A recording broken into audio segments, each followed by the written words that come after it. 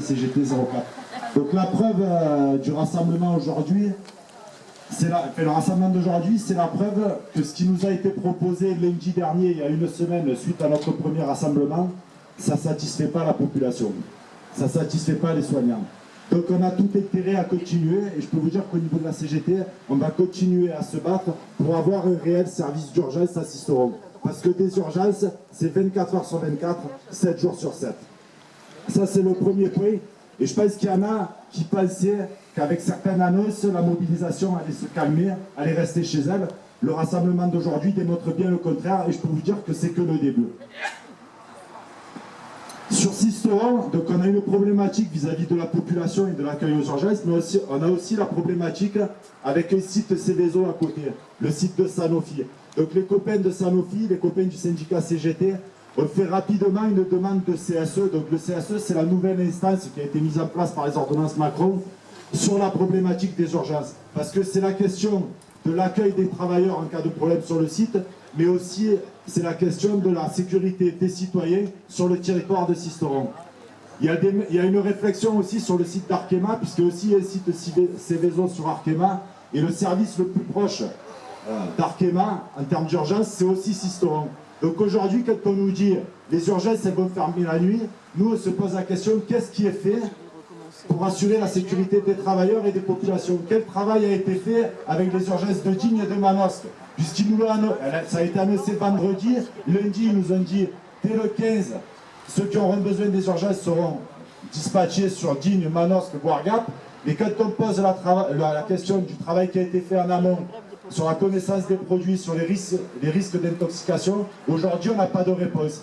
Alors lundi on nous a expliqué que c'était le SAMU, le SMUR, qui assurerait la sécurité du site Céveso de Sisteron. Mis à part que dans la presse, certains ont dit ce week-end, il me semble, que pour une ville comme Sisteron, avec un site Céveso, il était indispensable d'avoir un service d'urgence 24 heures sur 24, 7 jours sur 7. Et c'est sur ça qu'il faut qu'on se batte. S'il y a une volonté politique d'avoir des médecins urgentistes sur Sisteron, il y aura des médecins urgentistes sur Sisteron. C'est là-dessus qu'il faut qu'on tape. On ne peut pas accepter d'être des sous-citoyens dans le 04, de devoir prendre sa voiture, mener soi-même ses enfants sur les services d'urgence et de faire plus de 30 km. Si vous connaissez la distance pour aller à Digne, un jour comme aujourd'hui, il faut minimum 1 heure pour aller à Digne. Il y a des touristes sur la route, ça ne roule pas. 1 heure à Digne. Pour aller à Manosque, il faut autant de temps. Pour aller à Gap, on va peut-être gagner un peu en prenant l'autoroute. Est-ce qu'on peut accepter aujourd'hui que pour avoir accès à des soins d'urgence, on passe 3 quarts d'heure sur la route? Moi, je pense que non. On va continuer, je vous disais, on va se battre. On va se battre. Ce soir, il y a un rassemblement prévu à 20 h devant l'hôpital. Alors, en termes de communication, peut-être pas tout le monde a cette information, mais je pense qu'il est important et symbolique d'être ce soir à 20 h devant l'hôpital, puisque on est le 15 aujourd'hui, et c'est à partir d'aujourd'hui que les urgences elles seront fermées. Il faut qu'on donne, par rapport à notre mobilisation, de la perspective. Il faut qu'on continue.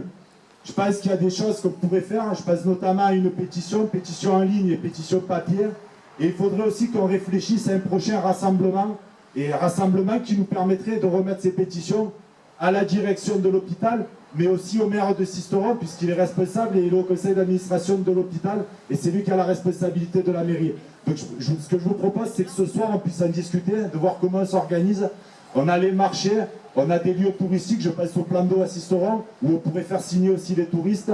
Il faut qu'on arrive à faire signer un maximum de pétitions et porter le fait que la problématique des urgences de Sisteron, elle concerne tout le monde.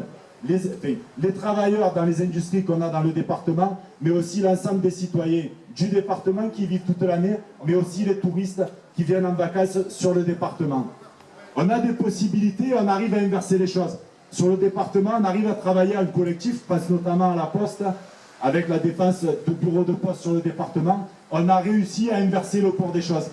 Au départ, on nous disait c'est pas possible de maintenir. Quand la population est mobilisée, quand les travailleurs ils sont mobilisés, on arrive à inverser et on arrive à gagner. Là, on pourrait gagner facilement les urgences 7 jours sur 7, 24 heures sur 24. Voilà. Je ne vais pas en dire plus puisque sur la problématique générale des urgences, Cédric a bien détaillé. Ce que je peux vous dire, c'est qu'au niveau de la CGT 04, on ne lâchera rien et on va gagner.